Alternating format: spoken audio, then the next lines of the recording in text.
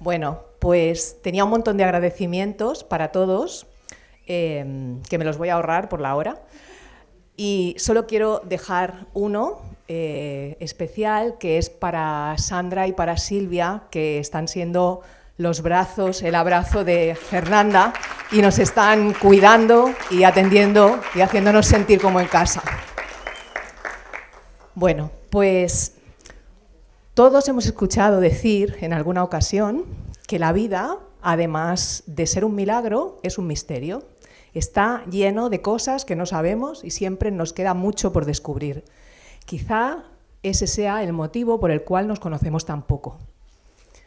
Aunque normalmente en un intento desesperado por descubrir los misterios de nuestra propia vida, pues transitamos por ella viviendo diferentes experiencias y aprendiendo a través de ensayos y errores.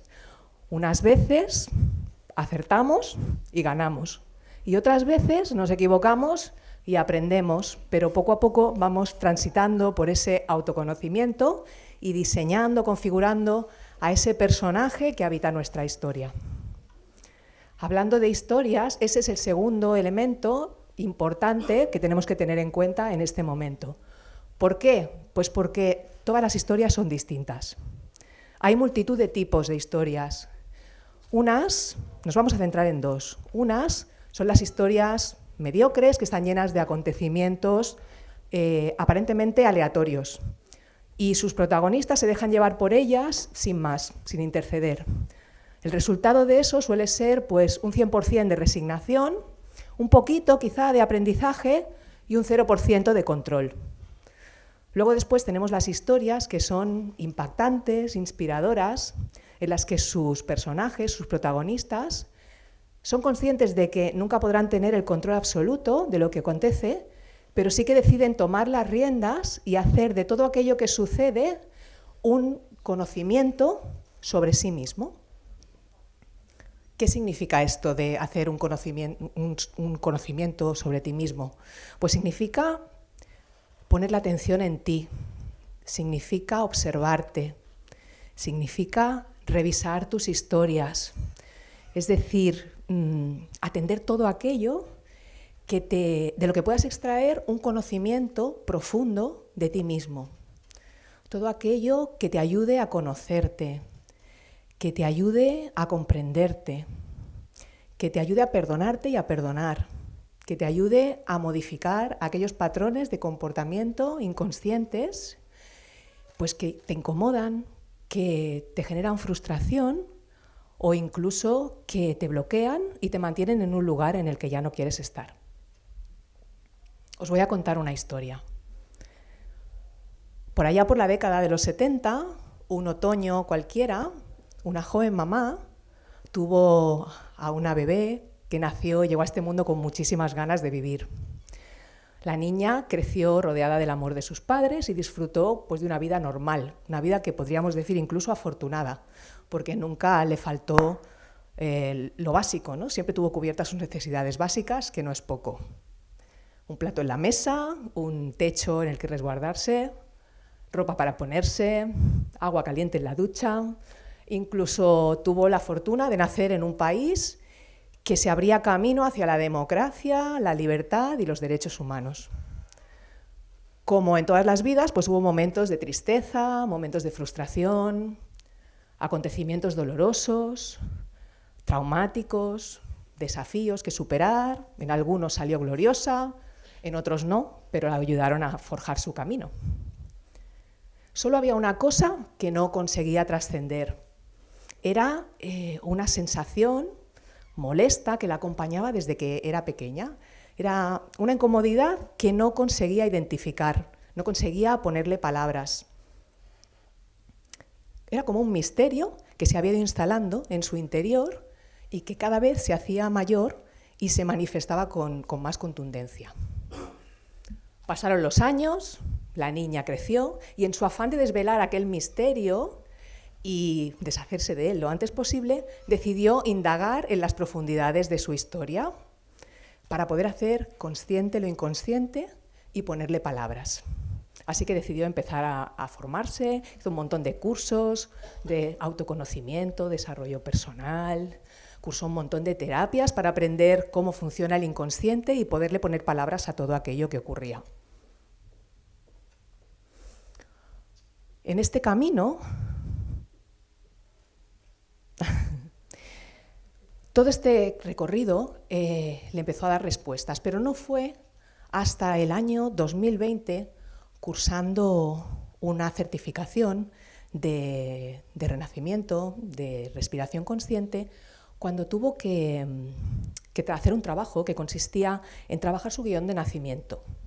Ahí tuvo que averiguar cómo nació, cómo fue el embarazo de su mamá, cómo fue la gestación, cómo se conocieron sus padres, si fue un bebé deseado o no, etc. Para eso tuvo que hablar con su madre, tuvo varias conversaciones muy interesantes en las que su madre disfrutaba un montón echando la vista atrás y trayendo al presente un montón de anécdotas de hacía más de 4 décadas.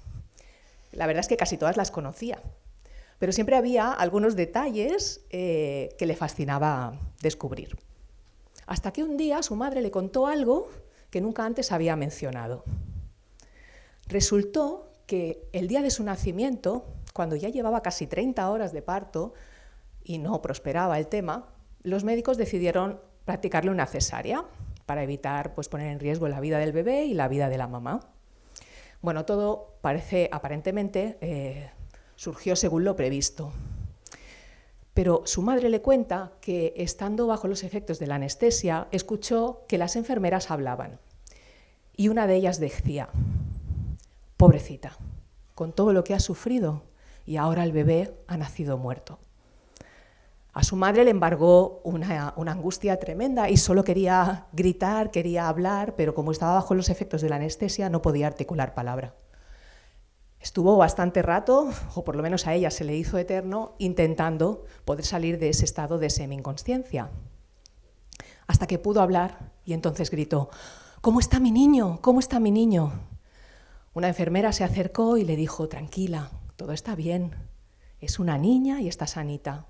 Cuando te recuperes un poco la traeremos para que puedas estar con ella. En ese momento la mamá recordó que en la sala de partos había otra mujer con ella también dando a luz. Y aquello quedó ahí. La historia conmovió a la chica profundamente. ¿Cómo podía ser que jamás su madre le hubiera contado eso? Y estaba deseando que llegara el día de la sesión con su profesora, con su terapeuta, para poder explicarle aquel descubrimiento.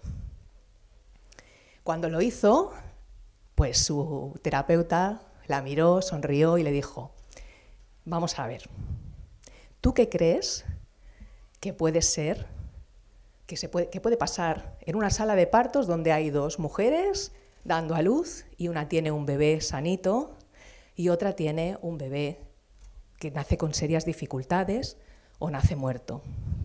¿Quién crees tú que puede llevarse toda la atención? ¿Quién crees tú que puede llevarse el protagonismo?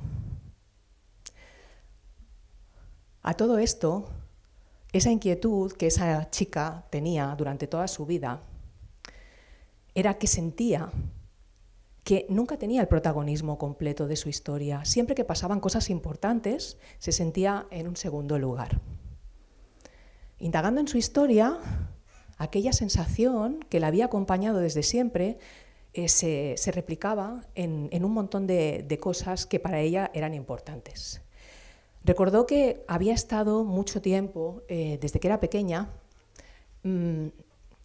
quejándose o lamentando haber nacido en un día festivo. Esa chica nació el día 1 de noviembre, el día de Todos los Santos.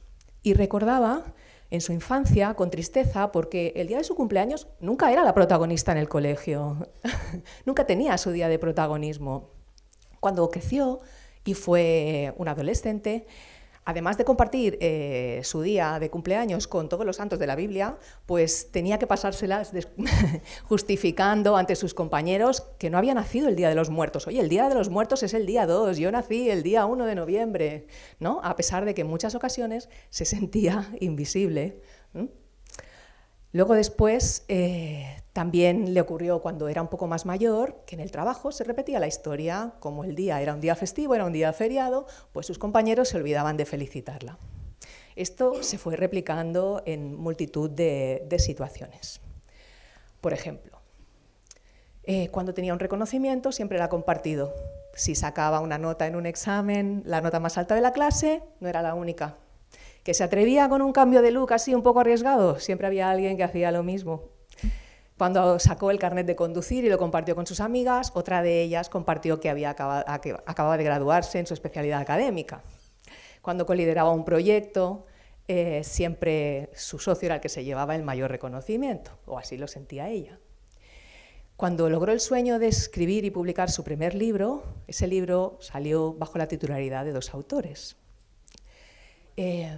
Incluso el día de su boda, que fue uno de los días más felices de su vida, en el que se sentía pletórica y espectacular, en el convite, en el restaurante, coincidió con otra novia que llevaba el mismo vestido que ella. Por suerte, las novias nunca se encontraron, pero los invitados sí vieron a las novias y a los 2 vestidos. Suena surrealista, parece sacado de una película, porque además era un vestido de una firma importante y normalmente son las marcas las que se preocupan y se ocupan de que esto no ocurra, ¿no? de saber dónde se celebran los convites para evitar coincidir. Pero bueno, esta vez falló, esa previsión falló y la realidad superó la ficción.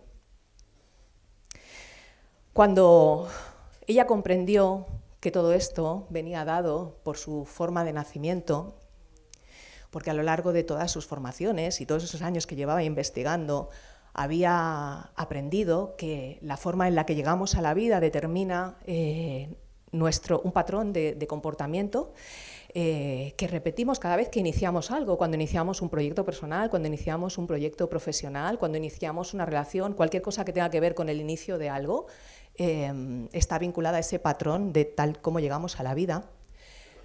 Sintió una paz tremenda. Entendió que en su inconsciente se habían grabado algunos mensajes. Uno tenía que ver, por ejemplo, con el nacer a través de una cesárea, ¿no? Nacer con ayuda. Y en su mente se grabó el mensaje de no puedo iniciar algo importante yo sola, necesito ayuda.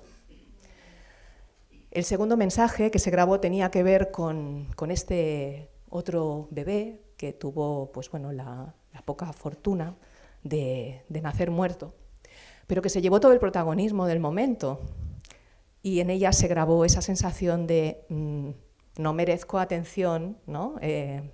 Mi papel está en un segundo plano. De todas maneras, comprender todo aquello la llenó de paz, la llenó de amor, se perdonó a sí misma, a su mamá, a la mamá del otro bebé y también a aquel bebé que merecía tanto protagonismo como ella, sobre todo teniendo en cuenta el poquito rato que pudo estar en el escenario de la vida. Mi nombre es Eva Ramírez, soy escritora, poeta, mentora de autores y creadora de espacios para la palabra. Soy autora de 5 libros publicados, de los cuales 3 los he firmado solo yo. También, entre otras cosas, soy la fundadora de Tu Voz en mi Pluma, una empresa de servicios editoriales, publicación y mentoring de autores. Y después de 8 años, puedo decir que es una empresa en expansión, independiente, con un equipo de colaboradores maravillosos, pero que yo soy la que toma las decisiones.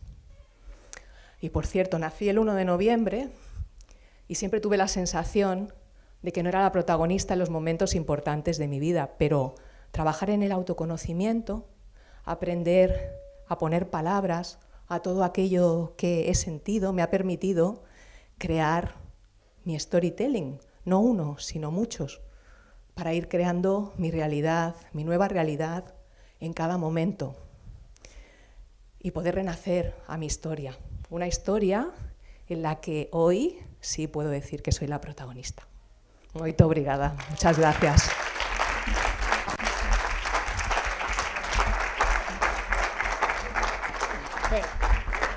Tengo que decir una cosa.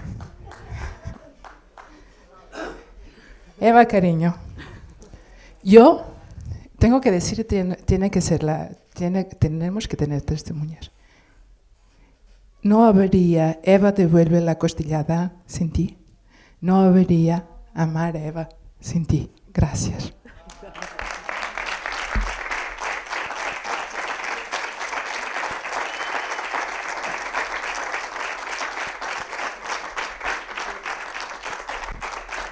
Me acompaña desde el primer minuto, 5 años.